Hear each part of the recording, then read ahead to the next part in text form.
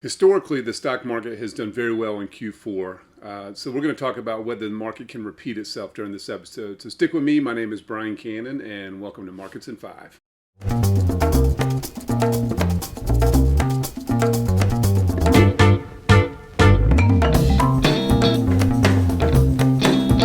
All right, as always, I'm going to break down the S&P 500. And, the reason we do the S&P 500 is not because we necessarily love this as an index. In fact, it's a cap-weighted index. The top 10 positions make up nearly a third of the overall performance of the entire index. So it's not really a good broad stroke of how the market's doing or how the economy's doing, but it's the reality that most people live in. So it seems to get the most news and attention. So S&P 500, here we go. All right, so we've got this up channel trend line where essentially when we had the last Markets in 5, it had broken it down here. And I kind of talked about, more important than our trend line that we draw, it would be some of the other kind of moving averages, and 200-day moving average is a big one. So it did break down and found some support on the 200-day moving average, and then broke back up back into the up channel trend line. So that's a very positive move. So anytime you have a breakdown and it fake breaks and goes back up into the channel, that's generally a pretty positive sign. So again, I think we've got some overhead resistance as we want to cross. We want the S&P to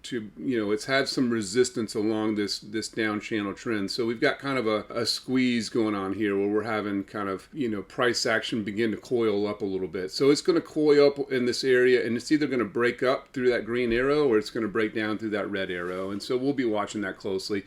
So as we get into Q4 historically is the strongest quarter of the year. Since 1945, it's done, on average about 3.8% for the quarter, and it's positive nearly 80% of the time. So you've got to run with the numbers, the averages over time. That's a lot of data points to consider.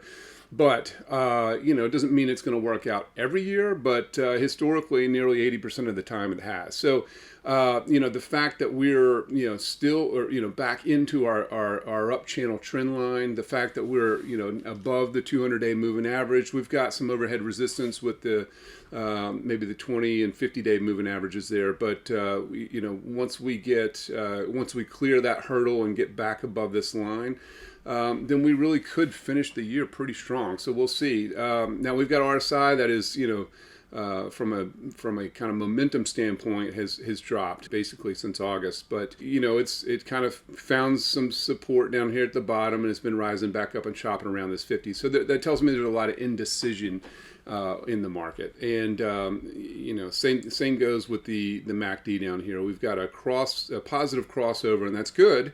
But we're still, negative, which is fine. It just means it could be an early buy signal, but it also could be, it might not get back positive and could roll over again. So again, we're watching this area very, very closely. So, obviously, if it breaks down and goes below this 200-day moving average, then we would assume that this market is got more downside risk. And if it bounces around this area, basically. This entire area, then it's still, everything is still in play, and so we'll continue to make moves and keep risk on and look for opportunities. But if it breaks down, then we would lighten the load and take risk off the table. All right, the other chart I wanted to kind of walk through during this episode is the volatility index, and when we talked last time.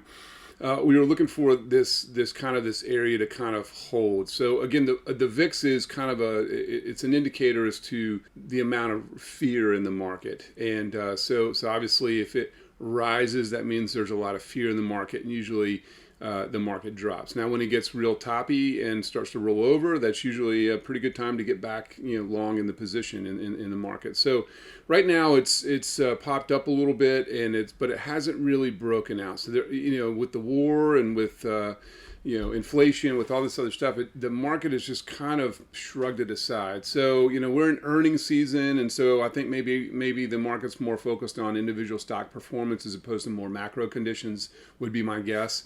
But again, the VIX is just kind of bouncing around, and the market is just kind of bouncing around. So either the market's going to break up and the VIX is going to break down, or the VIX is going to break up and the market's going to break down. So we'll be watching it. So in summary, I think if you're turning on the news, you're probably thinking to yourself, there's no way this market's going to continue to rise. But I think if you take a step back and look at some of the underlying technicals, it's very possible this market could continue to rise into and throughout the rest of the year. So, I think it's going to be volatile, but it's going to be very important to watch the technical levels and not react to the news and the media. So, but if you have any questions, give me a shout, and I look forward to seeing you on the next Markets in 5.